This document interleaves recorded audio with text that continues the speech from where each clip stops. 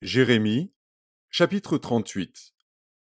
Shéphatia, fils de Mathan, Guédalia, fils de Pashur, Jucal, fils de Shélémia, et Pashur, fils de Malkija, entendirent les paroles que Jérémie adressait à tout le peuple, en disant: Ainsi parle l'Éternel, celui qui restera dans cette ville mourra par l'épée, par la famine ou par la peste. Mais celui qui sortira pour se rendre aux Chaldéens aura la vie sauve. Sa vie sera son butin, et il vivra.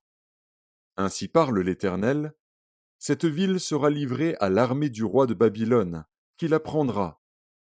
Et les chefs dirent au roi, que cet homme soit mis à mort, car il décourage les hommes de guerre qui restent dans cette ville, et tout le peuple, en leur tenant de pareils discours.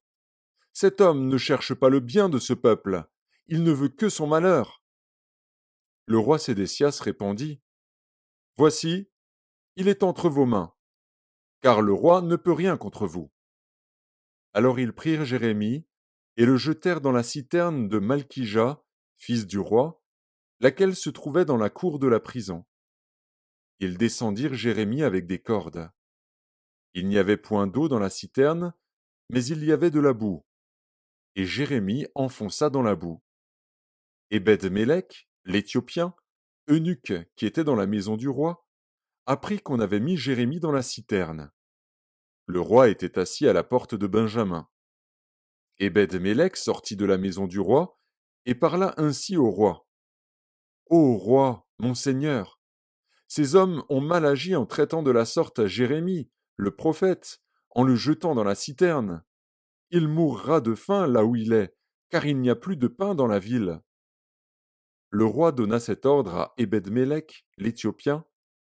Prends ici 30 hommes avec toi, et tu retireras de la citerne Jérémie, le prophète, avant qu'il ne meure. Ebed-Mélec prit avec lui les hommes, et se rendit à la maison du roi, dans un lieu au-dessous du trésor. Il en sortit des lambeaux usés et de vieux haillons, et les descendit à Jérémie dans la citerne, avec des cordes. Ebed-Mélec, l'Éthiopien, dit à Jérémie, Mets ces lambeaux usés et ces haillons sous tes aisselles, sous les cordes.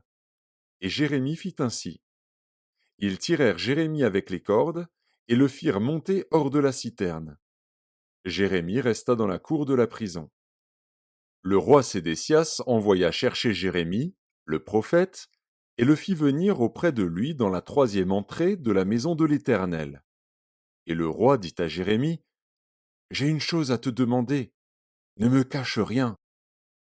Jérémie répondit à Sédécias, Si je te la dis, ne me feras-tu pas mourir? Et si je te donne un conseil, tu ne m'écouteras pas. Le roi Sédécias jura secrètement à Jérémie, en disant, L'Éternel est vivant, lui qui nous a donné la vie. Je ne te ferai pas mourir, et je ne te livrerai pas entre les mains de ces hommes qui en veulent à ta vie.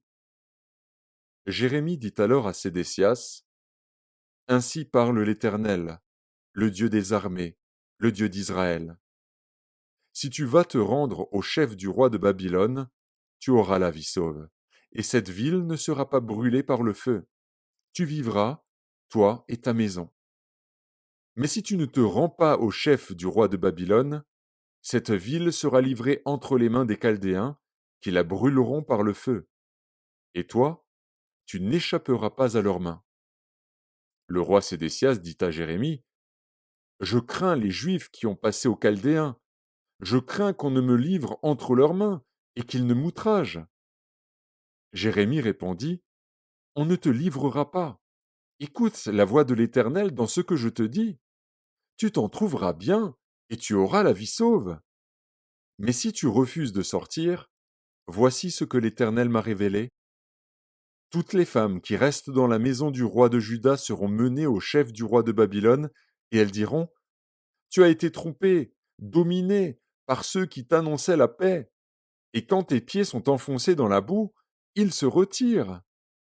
Toutes tes femmes et tes enfants seront menés aux Chaldéens, et toi, tu n'échapperas pas à leurs mains, tu seras saisi par la main du roi de Babylone, et cette ville sera brûlée par le feu. Sédécias dit à Jérémie, Que personne ne sache rien de ces discours, et tu ne mourras pas. Si les chefs apprennent que je t'ai parlé, et s'ils viennent te dire, rapporte-nous ce que tu as dit au roi, et ce que le roi t'a dit, ne nous cache rien, et nous ne te ferons pas mourir, tu leur répondras, j'ai supplié le roi de ne pas me renvoyer dans la maison de Jonathan, de peur que je n'y meure. Tous les chefs vinrent auprès de Jérémie et le questionnèrent. Il leur répondit entièrement comme le roi l'avait ordonné. Ils gardèrent alors le silence et se retirèrent, car la chose ne s'était pas répandue. Jérémie resta dans la cour de la prison jusqu'au jour de la prise de Jérusalem.